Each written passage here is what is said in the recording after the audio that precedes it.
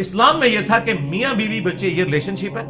جیسے ہی شادی ہوتی تھی اللہ کے خیمہ لگ جاتا تھا, وہ اپنی فیملی کو لے کے الگ ہو جاتا تھا. وہ جو خامد ہے وہ آ کے ماں باپ کی خدمت کرے گا, یہ اس کے اوپر فرض ہے, اس کی بیوی کے اوپر فرض نہیں. وہی ساس اور سسر جب ان کی اپنی جوان بیٹی 10-11 بجے سو کے اٹھتی ہے نا, تو وہ اپنے محلے کی عورتوں کو نہیں بتاتے کہ 10 بجے تک سوئی رہتی ہے, لیکن اپنی بہو کی یہ برائی ساری عورتوں کے ساتھ وہ کرتے ہیں. Double standard. چونکہ انہوں نے بیٹی مانا نہیں ہے, ایک کمپیٹیٹر مانا ہے, تو بھائی تیار رہے پھر کمپٹیشن کے لیے, کیونکہ قرآن میں آیا کہ برائی کا بدلہ اتنے ہی لیول کی برائی ہے. ہاں اگر تم معاف کر دو تو تمہارا اجر تمہارے رب کے حضور پکا ہو جائے گا. سورہ شورا میں آیا. اچھا یہ میں پہلو میں اس ترتیب کور کروں گا. اب میرا سوال میں ادھر آ رہا ہوں نا سرکار, کیونکہ آپ نے سوال کیا نا, تو میں تو ایک طرف کا وکیل تو نہیں بنوں گا, میں نے تو دونوں طرف کی بات کر رہی ہوں. اچھا برائی کا بدلہ اس کے لیول کی برائی ہے, معاف کر دیں گے تو اللہ تعالیٰ اجر دے گا.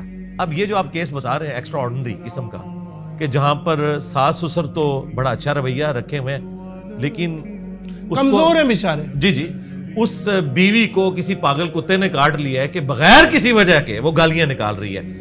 اول تو میری اپنی زندگی میں اس طرح کی کوئی ایگزامپل رپورٹ نہیں ہوئی. میں آگے بتاتا ہوں, اور سرکار مجھے جواب دو. جی آپ کا میں نے سوال سمجھ لیا. میرا سوال تھا ہی بیسیکلی اسی پہ.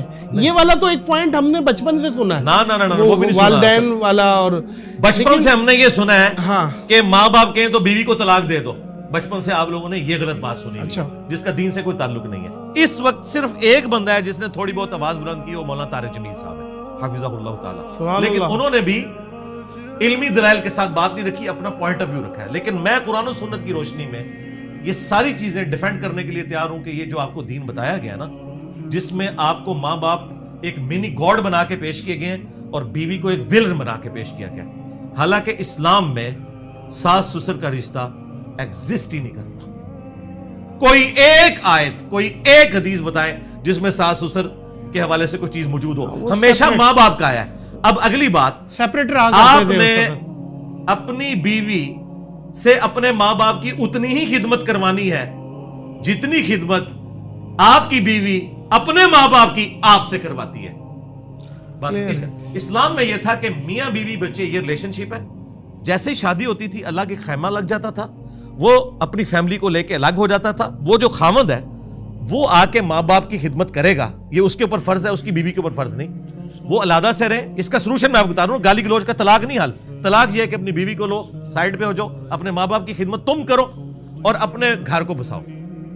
ہاں یہ بالکل صحیح ہے یہ بات. اور اگلی بات آپ کو بتاؤں بڑی خطرناک, لیکن وہ ایک دل میں تو بات آئے گی علی بھائی کہ میرے جی میں بتاتا ہوں آپ کو, میں تو ایٹ لیسٹ گالیاں نہیں دیتا, میں تو برا بھلا نہیں کہتا, اور وہ میرے ماں باپ کے ساتھ اس طریقے کا رویہ رکھتی ہے. دل میں تو آتا ہے, کچھ لوگوں کے نہیں آتا. ہاں بات یہ ہے کہ اگر وہ کر رہی ہے نا, یہ ایک وجہ نہیں جس کے اوپر طلاق دے دی جائے. مجھے بتائیے, کیا کسی بیوی نے آج تک خامن سے کھولا لیا اس بات کے اوپر کہ تو میرے ماں باپ کو گالیاں نکالتا ہے, مجھے جہیز نہ ملنے کے اوپر تانے دیتا ہے؟ وہ جاتی بھی ہے نا اپنے ماں باپ کے پاس, تو اسے تسلی دی جاتی ہے کہ بیٹا صبر کرو.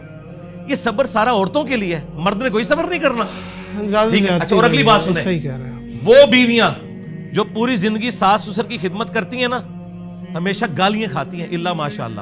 اور وہ بیویاں جو اپنے خامدوں کو لے کر سائیڈ پہ ہو جاتی ہیں, وہ ساس سسر بھی خوش رہتے ہیں ان سے, کیونکہ ان کے ساتھ انٹریکشن نہیں ہوتا, ان کی کوئی چیز سٹیک پہ نہیں لگی ہوتی. یہ پریکٹیکل ریالٹی ہے.